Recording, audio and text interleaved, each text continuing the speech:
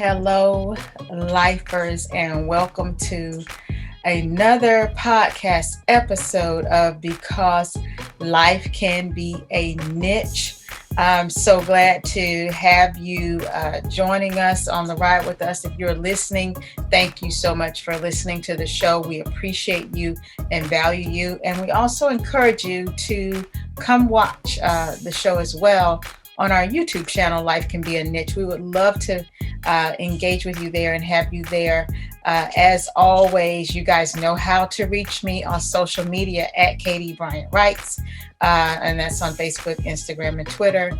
And then catch a blog, Life Unfolding, this month for November. I'm actually posting a blog every day for things that I'm grateful for. I'm grateful every day, but I made it intentional, and it's also forcing me to really get on that blog like I should. So every day I have been posting just little small things, but something that I'm grateful for and why.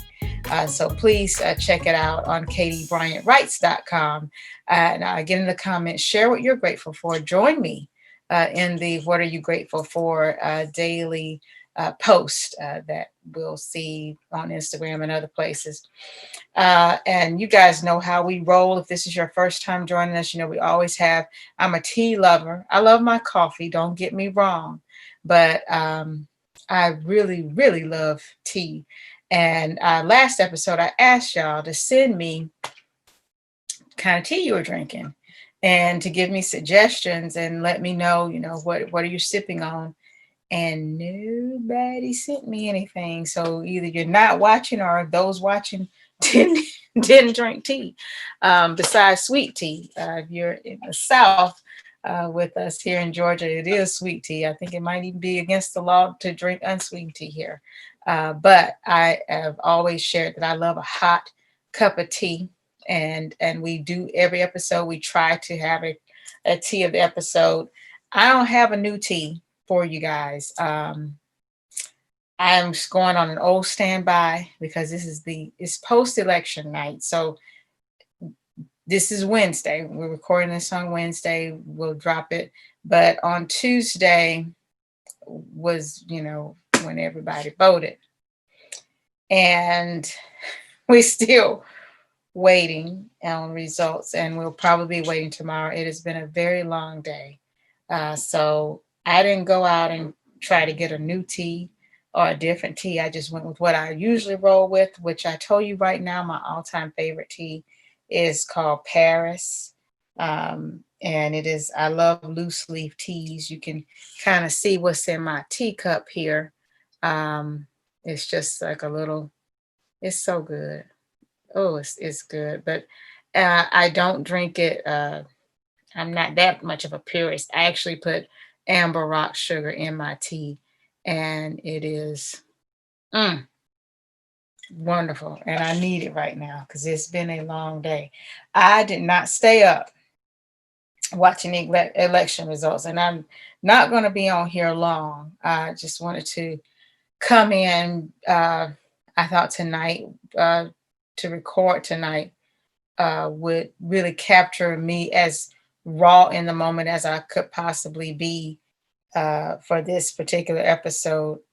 I have been doing a pandemic revelation series about, what have you learned through the pandemic? What have you gained? What have you pulled out of this pandemic? A lot of people have spent more time with their families or spent more time at home, are just not traveling. We don't have as many creature comforts or distractions as we normally would. And from that, a lot has been birthed. So many new businesses and ideas and creativity flowing. And it has really been a blessing for those that I've actually seen journey into a new walk out of this. I'm so proud of the people I know because so much is coming forth out of it. To that end, as I sit here post-election night, like we said, we're still waiting, and we'll probably be waiting tomorrow as well. I don't know how everything is going to pan out. Uh, but I want to talk about what are you what are you getting out of this process, the election process in the pandemic, and how are you handling that? I was I'm gonna keep my tea. I normally sit my tea to the side because I think it's kind of rude to just be having tea without you guys having it with me. So get a cup of tea if you are watching right now. Sip on something. You probably, I mean, I'm not going to advise you what to put in your tea. Just sip on something. Let's talk. Have some real talk. Um, I knew this election would be different, and that's the topic. That's what we're talking about today. We're talking about in a pandemic election. Um, Going in, I knew it was going to be different. I expected a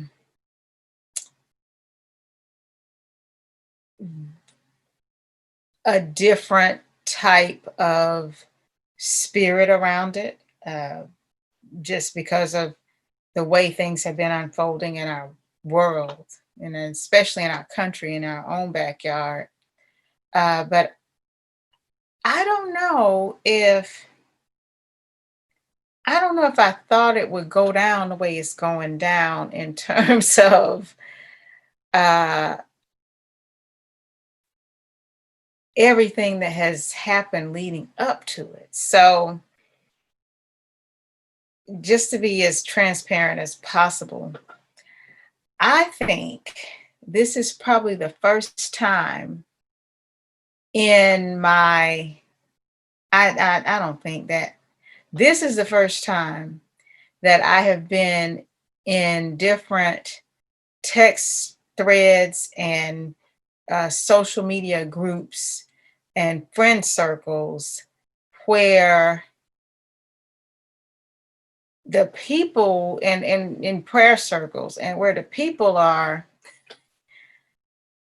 encouraging each other to make sure you stock up on supplies and that you have everything you need set aside, that you're not out and about in these streets, uh, especially, by the time the election is decided, for your safety, for your safety. And I don't know, uh, I'm not speaking for the majority because I don't know what the majority, that's like I said, this is my circle, and I have various circles that I just mingle in, and mommy circles and friendship circles and college buddy circles and sorority circles. And everybody has been very clear that, it might not be safe. Either way, the election just is decided, it could not be safe. But especially if Trump is not reelected, that maybe some of the militia or gun wielding citizens uh, may want to do something. I don't know what. Um, I'm not accusing anybody of doing anything yet because I haven't seen anything done. Like I said, it's Wednesday night, so it's post election night. Uh, although there's been no election yet, nobody has been elected or reelected. But that sat with me because I was prepared. I prepared before the messages started flying. Uh, the level of uneasiness, and I will say that this is my community is just African American women uh, and some men that have just been in conversation. Just don't be out. Just try not to be out. And I know 2020 has just been it's it's been something else. Um, and I'm not gonna say throw it in the trash or I can't wait to get out of 2020, although I'm glad it's November. Um, but 2020 has revealed so much. It's almost like, when you want to know, would you want to continue living in a fool's paradise that humanity was better than you thought it was? I mean, it's sad to know where we are and how far we've come, and yet how far we haven't come. We're so divided as a country, as people. It's just it's a different time. 2020 has really revealed, when I say pandemic revelations, it has revealed a lot about people and a lot about humanity. And I have been soaking it up and making sure I get everything I can get out of it. What is it revealing about me and as a person, and what kind of person am I really? When it comes down to it, where do I stand on things, and how do I speak up for what I believe, and how do I model that behavior for my children, for my sons, my African American sons. But back to what I was initially saying, I don't know what Twilight Zone reality show we're on, but I never thought I would be preparing for not the COVID-19 pandemic and stocking up because of that, but stocking up because there's a possibility that there will be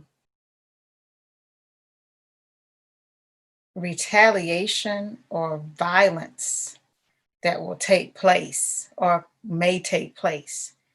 The fact that it's even if it's not true, even if we can say, oh well, those are just rumors, although I've seen people on social media saying that that's what they're gonna do, but that's not the nation, but it's a pretty good number. It's enough of a number for people to stop and take note and go out and get supplies.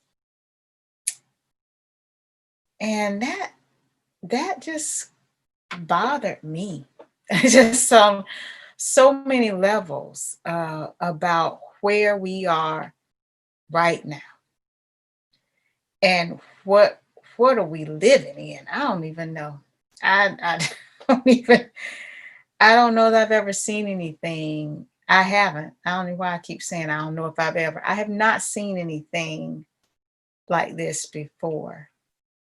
And and I pray we get through the necessary work that has to be done, so that our children won't inherit the mess, the shambles that we have put society in. And like I said, y'all, mm, uh, whew, it's nothing in here but tea. But I needed that. When you are faced with uh, differences, and faced with, everybody thinks what's right, or you think you're right, and maybe the other side thinks they're right, and we're all wrong. I mean, the grand scheme of things, we're all flawed. We're human, and so there's no room for anyone to judge anyone else. We need to let I'm gonna let God sort that out. I'm not sitting down here uh judging, passing judgment by any means. But I am thinking in the pandemic revelation, giving serious thought to what I teach my sons about this, and what we have to do as people who do believe in equity and fairness and justice and faith and hope and love and God. What what do we need to do? Because the election is one, well, I'm not gonna say one day. The election is one whatever days, 1 week. I don't know how long it will be. Even that is just different in itself because of the pandemic, the actual pandemic of COVID-19. Uh, the provisions that were made for people who had compromised immune systems or didn't feel comfortable standing in lines or going out in crowds. We didn't even think in March that we would be discussing still not really out in crowds in November. I don't think any of us thought that we would still be dealing with that and reeling from that too. So the fact that the election, the landscape of it changed because of that is enough.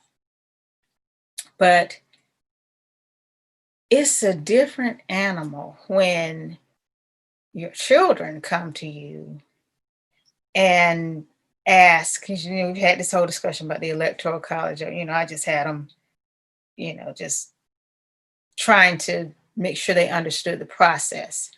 And now they're older, making sure you get it. Do you understand, why this is? Even though some of it, I'm like, throw the whole electoral college. I mean, throw it away. I'm just like, okay, I cannot explain it. I really want to say throw it away because me trying to tell it and explain it in a way that makes sense to them, because the kids think very simplistic. So they're like, wait, so we vote, but the person who gets the most votes still might not win, because you go back like, yeah, yes, it's all that. It's a thing.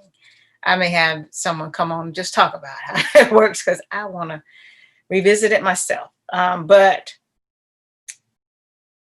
when my kids came and asked me, are we safe on election day? That's a conversation I didn't expect that I would be having with my children in 2020. I had this conversation growing up because I'm a 70s baby. So even though civil rights, the movement itself, we weren't out being marching and having water hose and dogs, sicked on us, like my parents or like my dad experienced. My dad's from Birmingham, so um, he actually got to experience some civil rights movement activity. Uh, and I just remember as a kid, in the 70s and even in the 80s, uh, my father being very clear about there's certain places we have to be very careful where we go. We have to be careful where we travel. Certain places you don't want to be at night. Uh, and and that was in the 80s. It's in late 70s, early 80s.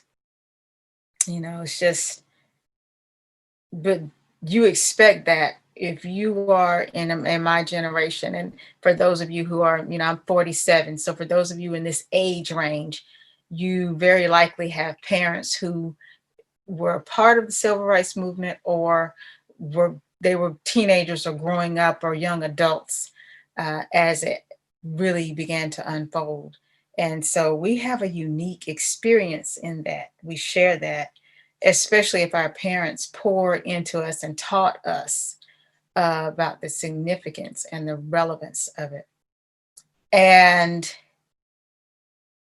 I didn't expect that this year would open the door for that conversation and talk about civil rights, human decency, human rights, fairness, equity, justice for all in such a way that has been so in your face because of the things that have un- been unfolded even more. I'm not going to say this is a surprise.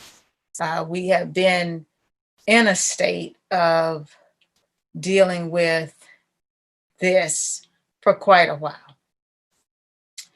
But I didn't expect my kids to say, "Are we safe?" over an election, or the results of an election, just because, they're scrolling through the TV, they're scrolling channels, and may catch a glimpse of something, and my youngest, very intent, I mean, listens intensely, and he was like, "Wait a minute, what?" And I think it was the story, uh,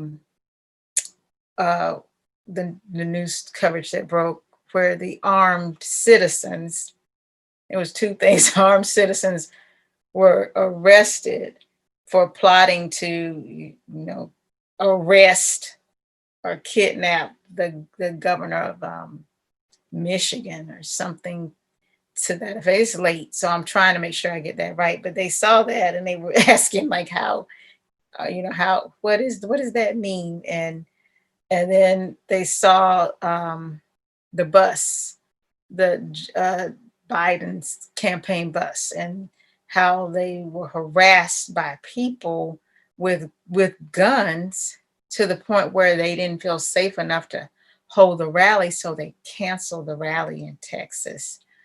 Um, Never seen anything like that before in my life. If it's happened and I missed it, somebody let me know where, uh, in America, gun wielding citizens actually shut down or stop an actual rally from happening. Um, I I missed it. If it's happened, I missed that totally. But I'm old enough now to where I can see what that is, and I guess to a kid, uh, it does, raise a lot of questions, because they've lived through a number of elections. My son was, uh, my oldest son was born right before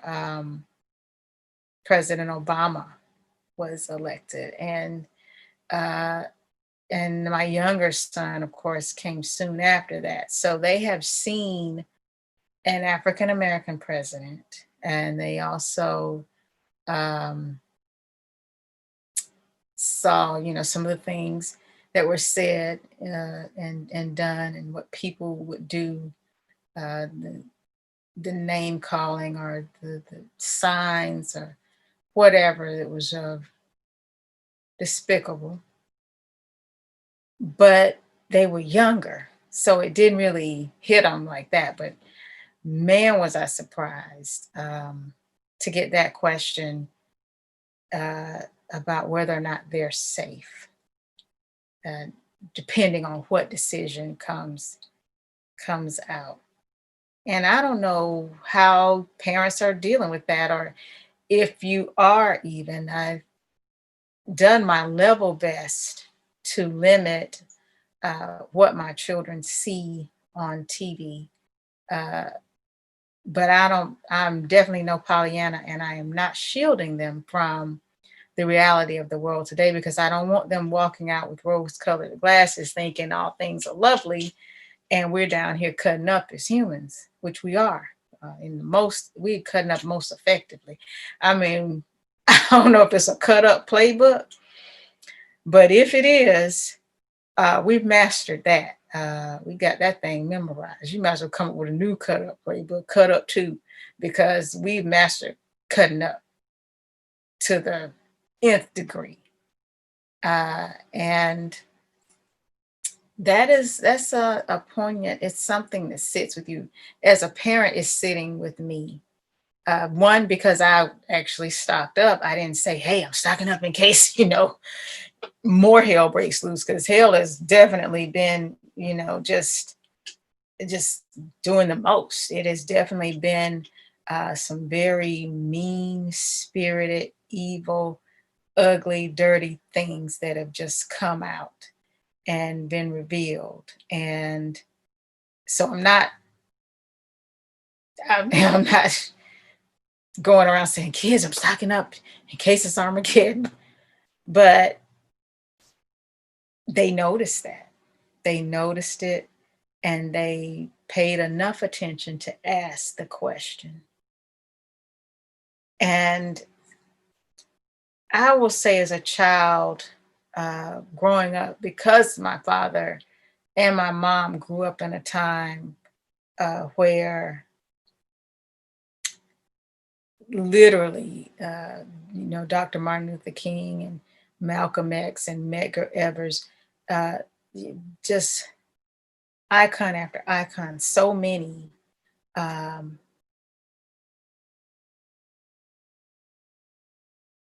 valuable pieces, I guess, in the movement were in their lifetime. They actually, that was happening. They were there to see that, or to hear the speeches when they were given, on the radio. They could hear it live, not watch a replay of it.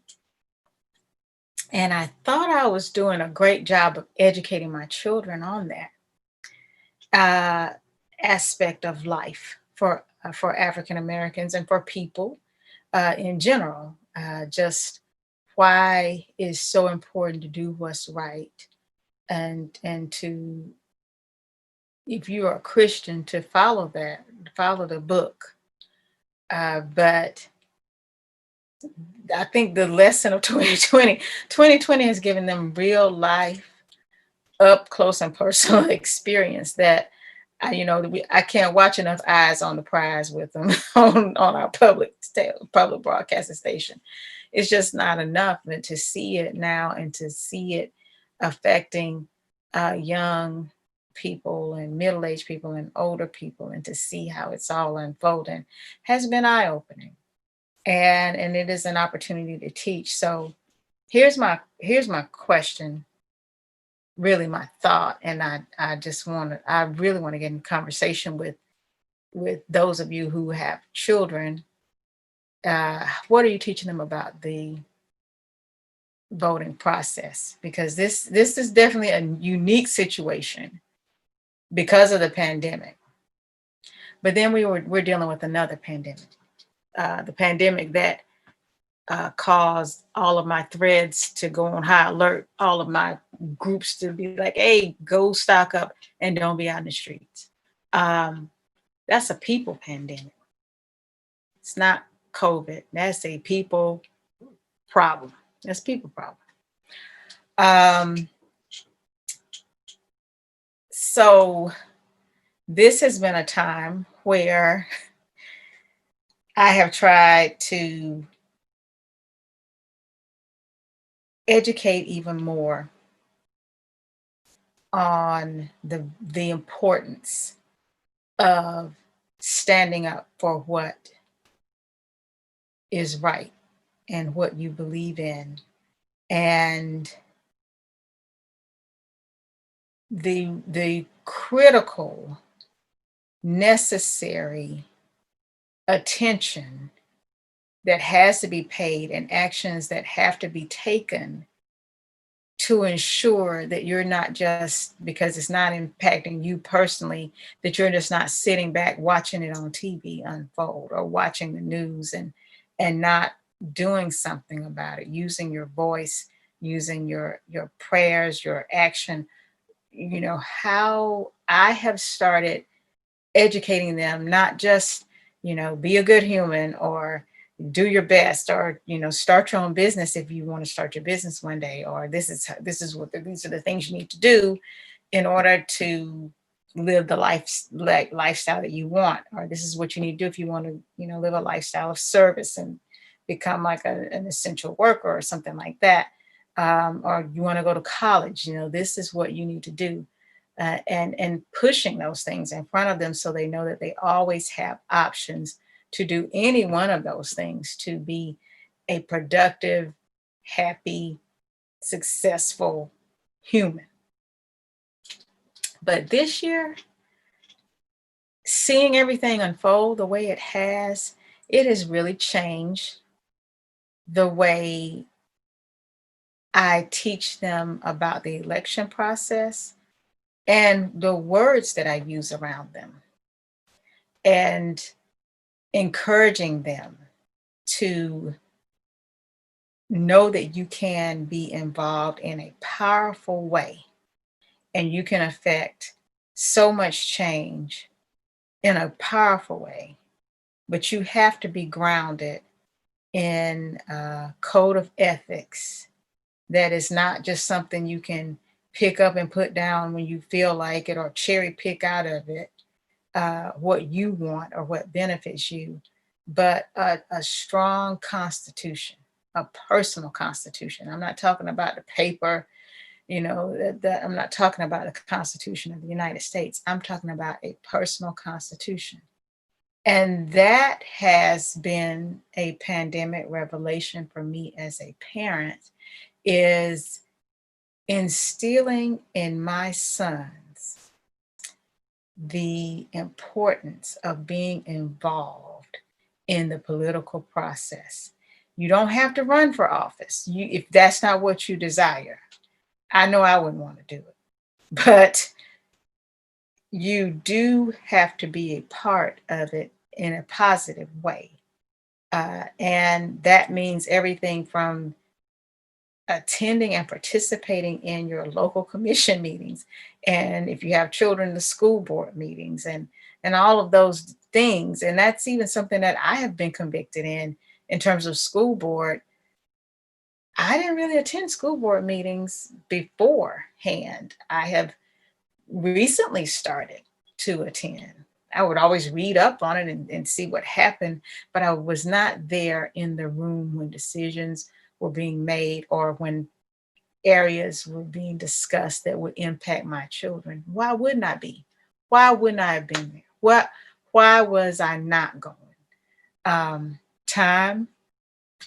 It's once a month, if I'm not mistaken. So either way, um, I have expressed to them the importance of your local elections matter, and you need to understand and study the candidates and understand and know what this means, and what all that comes out of that.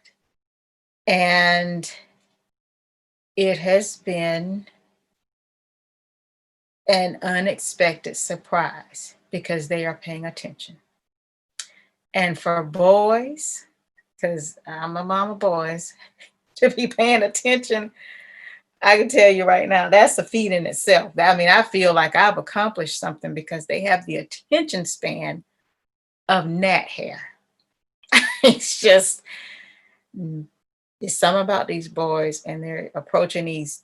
One just turned 13, and the other one is approaching that, the preteen age, and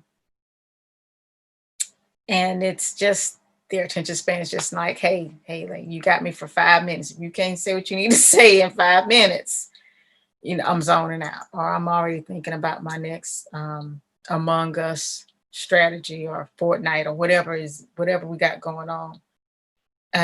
But I'm glad that I'm not happy about the atrocities and the evil that has happened or that we've seen revealed to us. Not happy about that at all. But I am glad that the conversation has been, there is a conversation now with my children that we probably wouldn't have had if we hadn't not had the coronavirus, and we had seen George Floyd and Ahmaud Arbery and Breonna Taylor. If all these things didn't unfold during this pandemic season, our conversations may be different.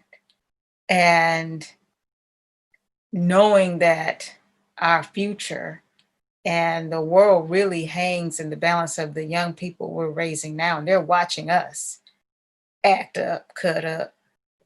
They're watching. And we're not giving them a good example of how you resolve conflict. Well, let's not all go out and buy guns and chase buses off the road. Let's try not to do that. That's not what we want to do. But if you want to protest and march and do your best to peacefully disrupt something, that's one thing. But man, weaponry, it's just a different discussion. This year's discussion has been different. And I'm glad that even through that, this is a learning moment, it's a teaching moment with them.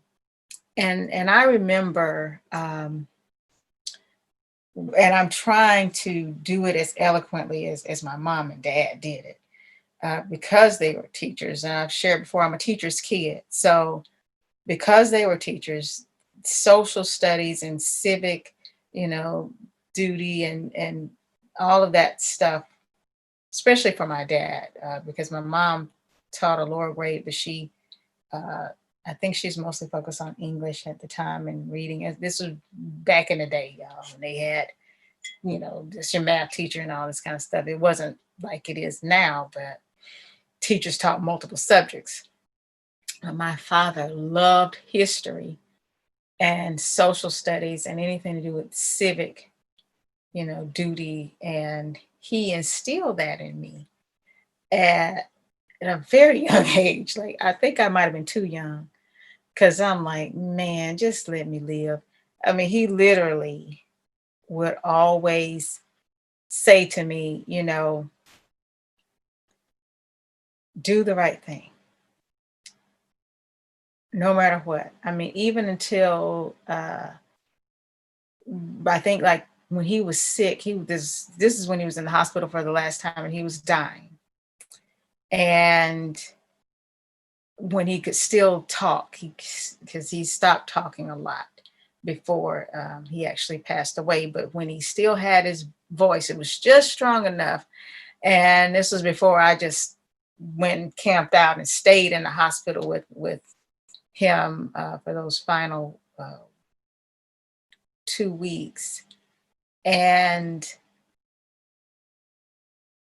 he would always, I don't care what it was, whenever I would get ready to leave or to go somewhere, if I was at their house or, they were with me and I was going to the store, or whenever I went to the hospital and I would leave, get ready to leave to go home, he always said, all right, Slim, do the right thing. Just remember, do the right thing. And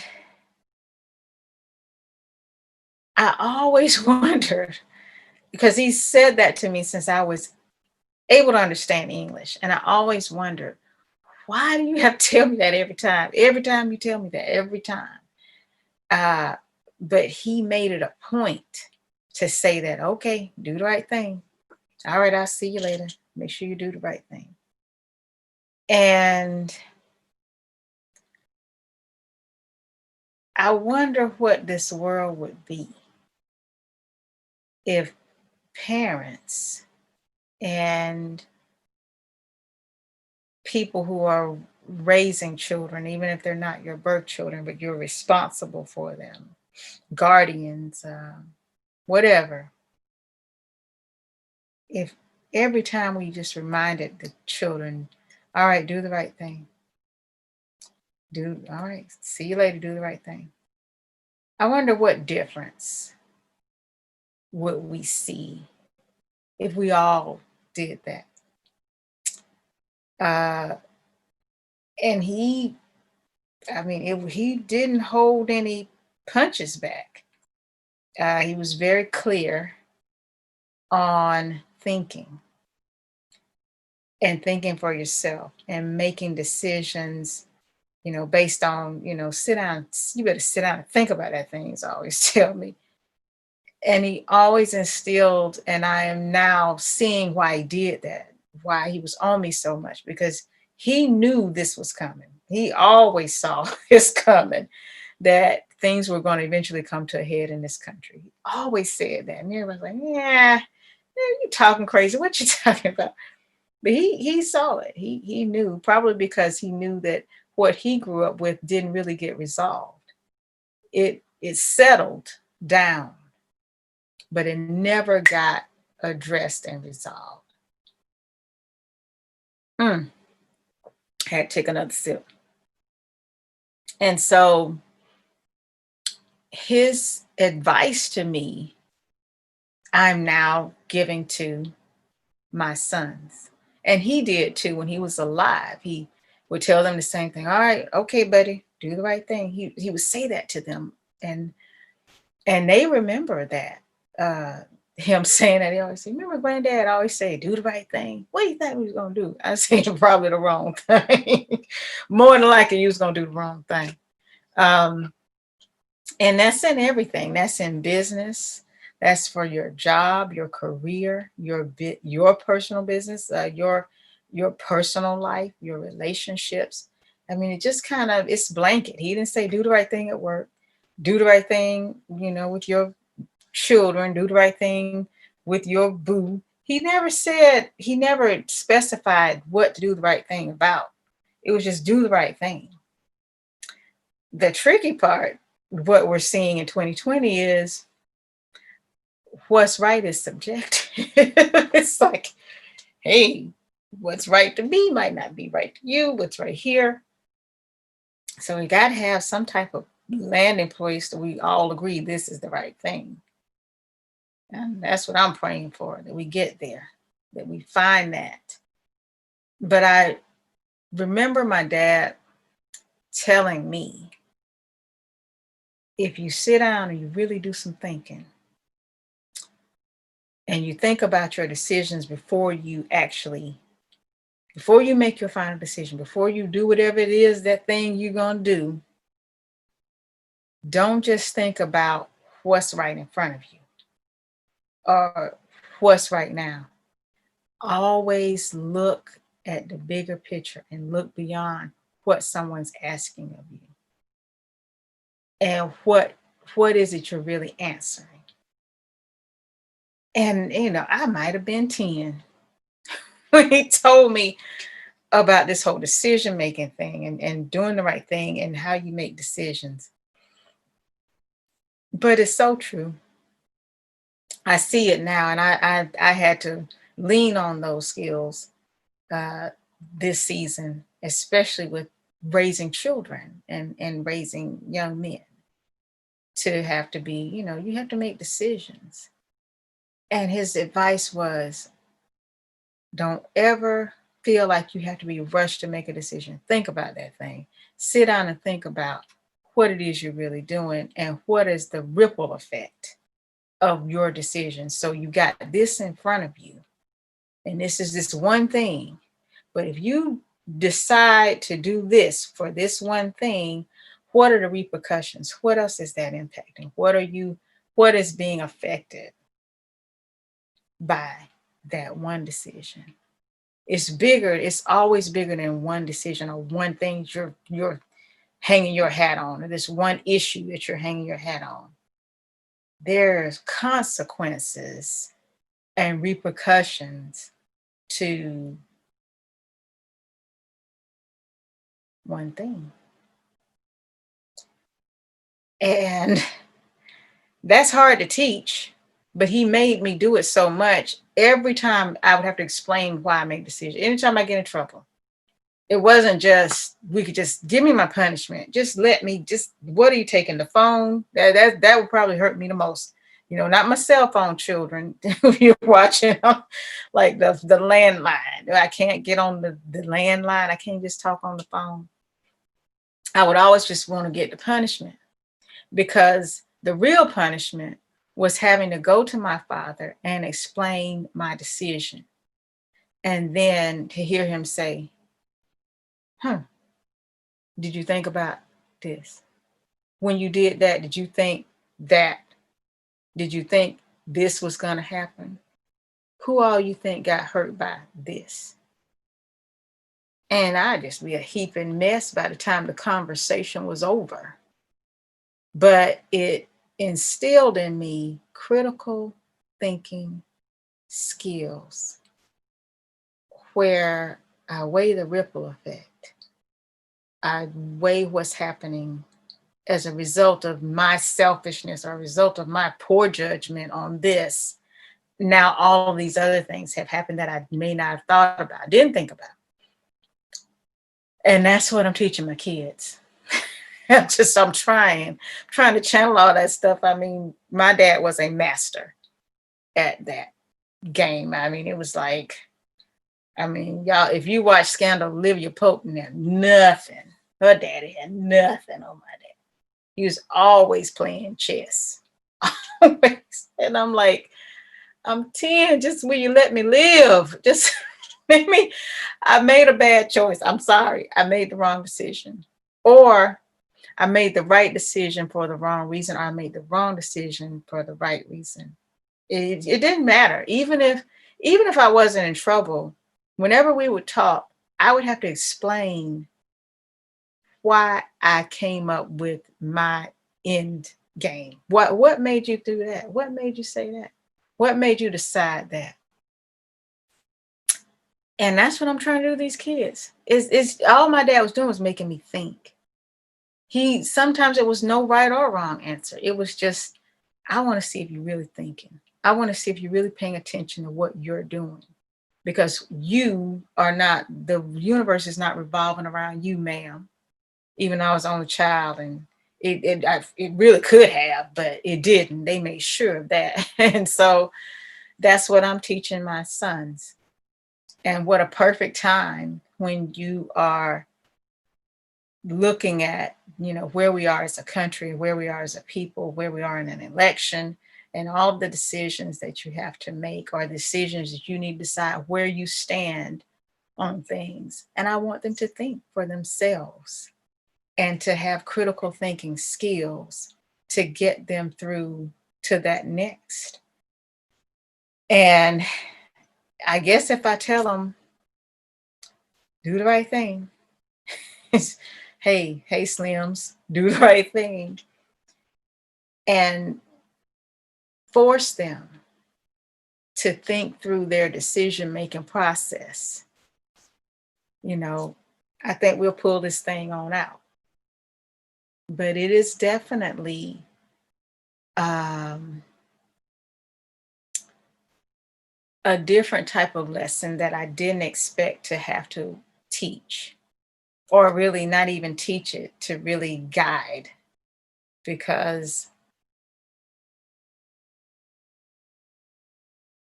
they are really the end game for us. I mean, the children we're raising now hear everything we say, every comment, every well, they don't see your text, but they see your posture and your demeanor. They know where you're coming from.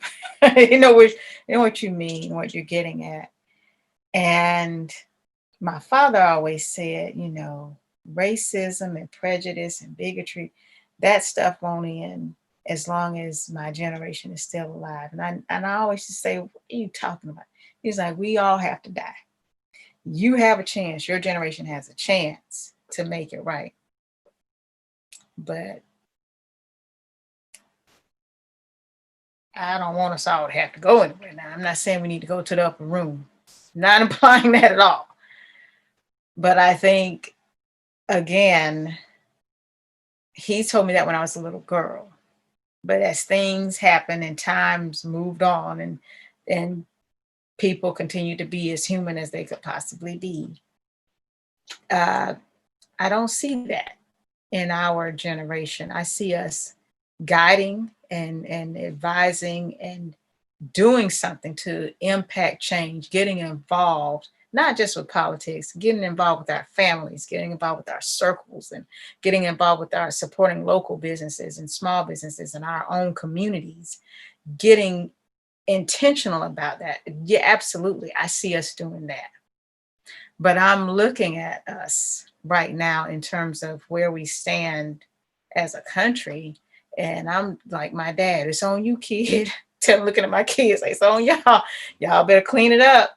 We're gonna try to pull it together so that we leave you something other than worry and isolation and sheltering in place, and questioning so many things that I didn't see as a kid. My innocence was not shattered in this way.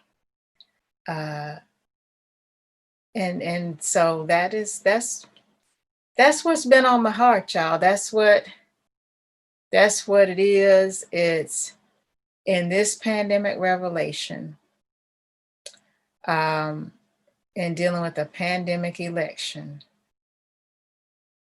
What can I do to teach my children we can still affect change? We can totally make a difference. And we're better than what we're seeing. Because I'm still rooting for humanity. I'm still rooting for us. And in the kingdom community of Christians, I'm rooting for us to really let's get it. Let's get everything that needs to be gotten out of this pandemic in terms of the lesson, because it's more than just a virus. It's bigger than that. And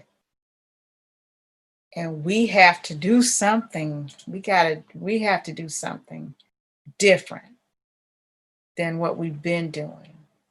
And I'm looking to my children to make sure that what I'm giving them, what I'm modeling for them, and how I'm training them to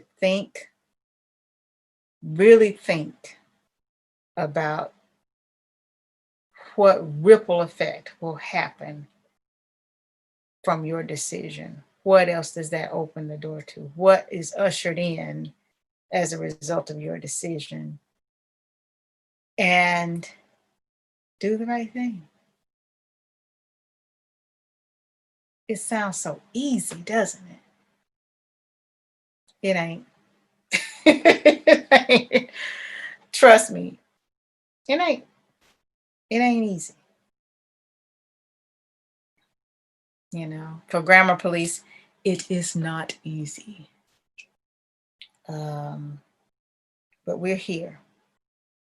And as long as we still have breath and our bodies and an ability and a sound mind and an ability and an open mind, a sound and open mind and a willing heart, we're going to be okay. And this next generation of kiddos that are coming through, they've seen a lot. They've experienced a lot. And I'm believing that we will do better so that they will inherit better, and they will make it greater and better and more wonderful than we could even imagine. Because they see what we've gotten ourselves, and they're watching us on the news. They see just how we're rolling. I mean, but there's still hope. So that is it, y'all. That's my pandemic. Really, that was more for me talking myself through it than it was for y'all on this podcast. It has been a year to remember and not forget, because if we forget, we might slip up and go back to doing the same stuff that got us here in the first place. So definitely not a year to forget. It's a year to remember. And for those of you out there listening, I hope you are fired up and energized to do the right thing and to get involved as much as you can in your home, with your family, with your friends, with your friends who are like family, and in your local organizations and your local businesses. I hope you're fired up. And if you have children, I hope you're fired up with them too. And I'd love to hear your comments. Like, what are you teaching your kids through this? Because there's some realistic conversations happening. We can't sugarcoat it and Pollyanna our way through this. It has to be addressed up front, and honestly and openly and prayerfully. So thank y'all for riding, for sipping on the tea. It's Paris, y'all, because life can be a niche. Isn't that the truth? It can be a niche, but we are still here. So thank you guys for riding with us, doing life with us. Again, get at us. If you haven't subscribed and you're watching this on the YouTube channel, it's literally just take your finger and boop, that's it. It's free. It doesn't cost you anything to subscribe. You can do it. I share it. Tell all your friends about it. It's not that hard. I really appreciate it. We appreciate every comment, every thumbs up, every heart. And, I even appreciate the thumbs down, because then at least I know somebody is listening. You listening. If you didn't like it, I'm not worried about that. You were there. And I appreciate you for being there, sharing your opinion. We're not going to always agree. So please, please, please, on social media, at Katie Bryant Writes, and follow us on the blog. I think my thing that I was grateful for today was, and this is Wednesday, so I was grateful for beaches and sand, sunny beaches and ocean breezes, I believe is what it was, because I sure miss it. And we all need it. Everybody need to just go woosah at the beach, but not at the same time, because y'all might not have your mask on, so let's wait. I'm not saying go out there all at the same time, but we could all use a place to woosah and to decompress. And as always, be good to yourselves, be good to each other, and good people, I will see you when I see you.